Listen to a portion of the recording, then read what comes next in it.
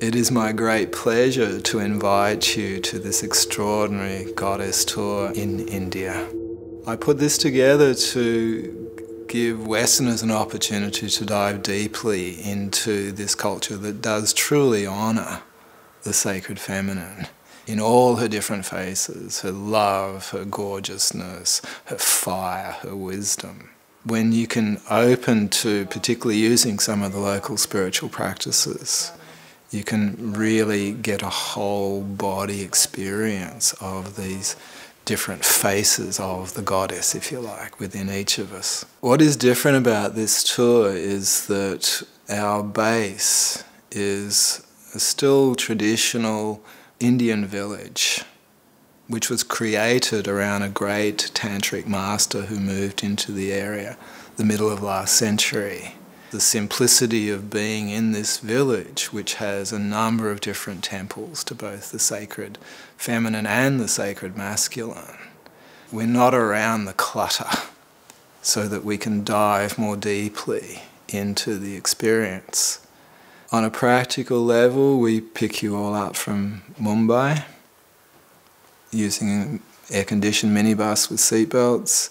We deliver you to our home base, which is a homestay run by a very lovely Indian family who basically host us and look after us, not just in their home, but in the community. This is what's unique about this. We get to live within an Indian family's realm. India is a very chaotic place, and it's lovely to have a base which is in a relatively quiet area that life is still relatively simple. Ganeshpuri village is a very sweet place in the sense that, you know, there's been Western pilgrims going there for many, many years, and so Westerners are very honoured, very respected, very protected. It's a very safe place, particularly if it's your first time in India. Then we go off on our adventures, and sometimes that will be an air-conditioned bus, sometimes that will be in rickshaws, so we get really down with the locals. And sometimes it's just walking to the temples in the village. The only real additional expense is how much shopping you want to do. There will be opportunities to go shopping in Mumbai or shopping locally. Part of our program is we do a Shiva Shakti experience, and the men and the women separate. And the women go off and learn how to wear exquisitely beautiful silk saris and get made up. And so they are physically embodying the goddess. And the men go off and go and do Shiva work, getting ourselves aligned with the sacred masculine. And then eventually the two groups come together and we do ceremony around the sacred marriage. What we're offering is a mixture of inner and outer experiences. Each day we will do some of these local spiritual practices, meditations, chanting, mantras, visualizations, combined with the Western form of experiential astrology.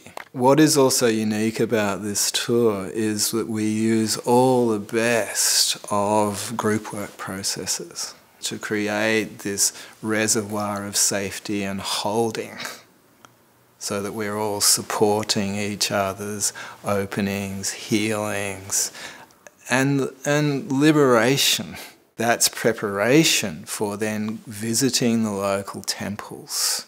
And the preparation allows us to be open to the energy that has built up in these temples, many of which are hundreds of years old.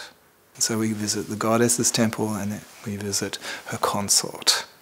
And in that way that energizes what we're opening to within, but also to experience it in this very deep, beautiful cultural context.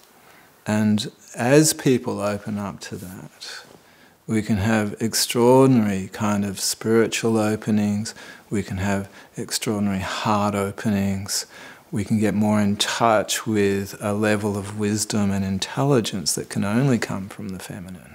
And it's from that awakening of Shakti, if you like, that we can become more powerful as agents of change, agents of bringing the sacred feminine into a world that desperately needs it. This tour has some auspicious timing connected with it. Every year in India there is a festival called Navratri. It's a 9-day festival to honour the goddess. And in Ganeshpuri village, which is normally relatively quiet, every evening of these 9 days the village erupts in chanting and dancing and ritual and celebration, which allows the ecstatic, liberated, erotic, playful, joyous dimension of the goddess to be expressed. I often say to Westerners, like, going to India even once in your life can change the way you see the world, just from being in the culture. I dearly, deeply, joyfully offer you this opportunity.